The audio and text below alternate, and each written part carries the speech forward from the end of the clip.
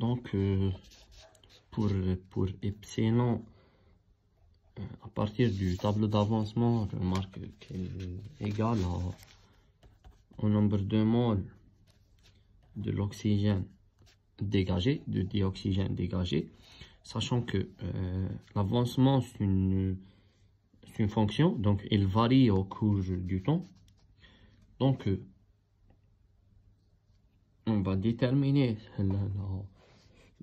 une expression qui détermine la variation ou cet avancement au cours du temps. Et on a dans l'exercice, dans l'énoncé, on a une mole de gaz parfait, donc une mole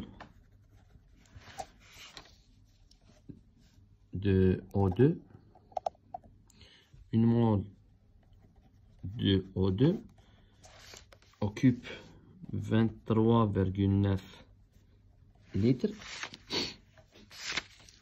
Pour déterminer le nombre de moles en fonction de T de O2,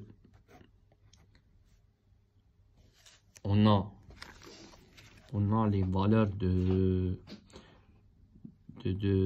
volume, le volume dégagé de dioxygène. Donc on a les valeurs de X. Une mole occupe 23,9 litres et une quantité de N de O2 occupe X centimètres cubes. C'est les valeurs de tableau. Donc le nombre de moles de gaz est égal à le volume de gaz, donc c'est X de T, sur le volume molaire. Celui-là c'est le volume molaire.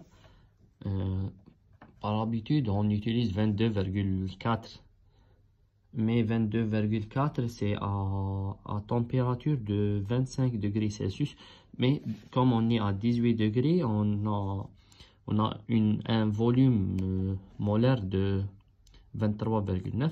Donc le nombre de moles de gaz, soit on fait une déduction comme ça, soit directement une règle, c'est le volume du gaz sur le volume molaire. Donc c'est X de T sur le volume molaire qui est égal à 23,9 litres sur V. Mais il faut convertir le volume de gaz dégagé du centimètre cube vers le litre. Donc on va multiplier fois 10 à la puissance moins 3. Maintenant on a une relation qui détermine le nombre de moles de gaz O2 et le nombre de moles de gaz O2 est égal à epsilon. Et on a vu que le nombre de moles de H2O2 est égal à 1,0 de H2O2 moins 2 epsilon. Et pour déterminer, c'est un chemin inverse, la concentration de H2O2, on a vu que c'est le nombre de moles de H2O2 sur le volume.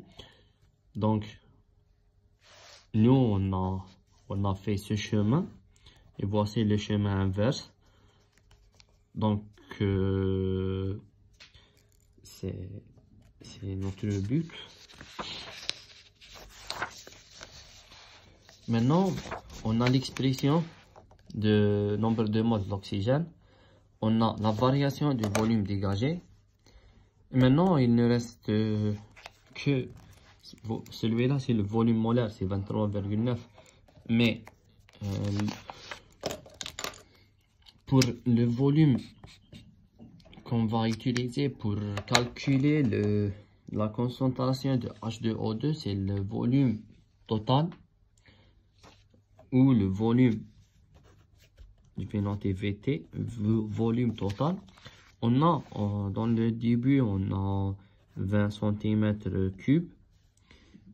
On a dans le réacteur 170 cm3 de H2O. Donc, on a aussi 170 cm3. Et on a les 10 cm3 de catalyseur. Donc, le volume total dans le réacteur, c'est 200 cm3 fois 10 à la puissance 3, c'est 0,2 litres. Donc, la concentration de H2O2 est égale à 1,0 moins 2 epsilon sur le volume total. La concentration de H2O2 est égale à 1,0 sur le volume total moins 2 sur le volume total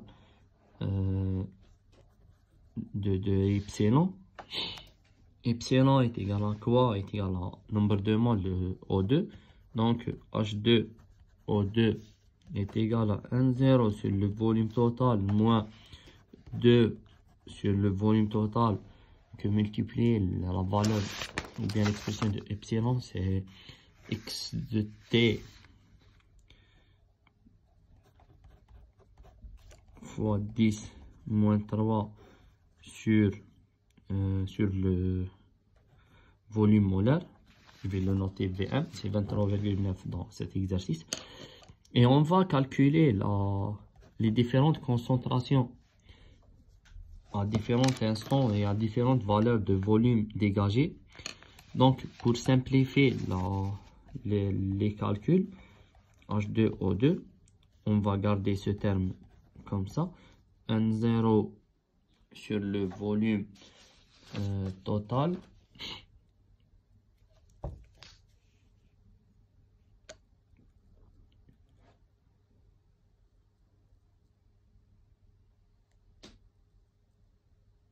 On ne peut pas comme ça varier. 1,0 sur le volume total moins 2 sur le volume total. Oui, comme ça. Donc, c'est 1,0 sur le volume total moins 2 sur le volume total fois le volume molaire de x de t. Et c'est fois 10 à la puissance moins 3. Donc, on va calculer ce terme c'est une constante. Et celui-là aussi, c'est une constante. Et à chaque fois, on va remplacer avec les valeurs de x de t pour obtenir les différentes concentrations. 1,0, on a trouvé une valeur de 5, je pense. C'est 5 fois 10 à la puissance moins 3. Sur le volume total, c'est 0,2 litres. Moins 2 fois 10 à la puissance moins 3. Le volume total, c'est 0,2. Multiplié fois le volume molaire, 23,9 fois x de t est égal, c'est la concentration. Donc,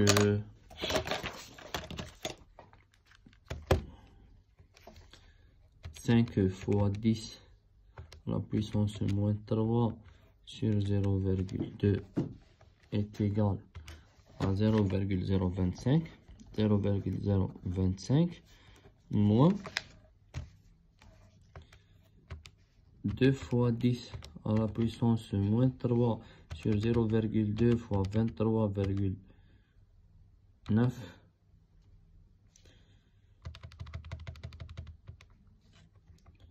sur 0,2 fois 23,9 et c'est moins 3.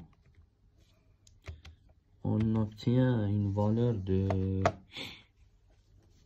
4,18 fois 10 à la puissance moins 4 fois les valeurs de x de t données dans le tableau H2O2. Donc, on a une valeur de x de t. On a cette relation. Voici les valeurs de x en centimètres cubes.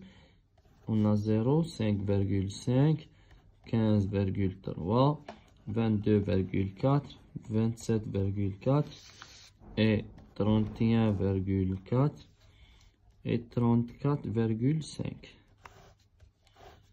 On va remplacer chaque fois par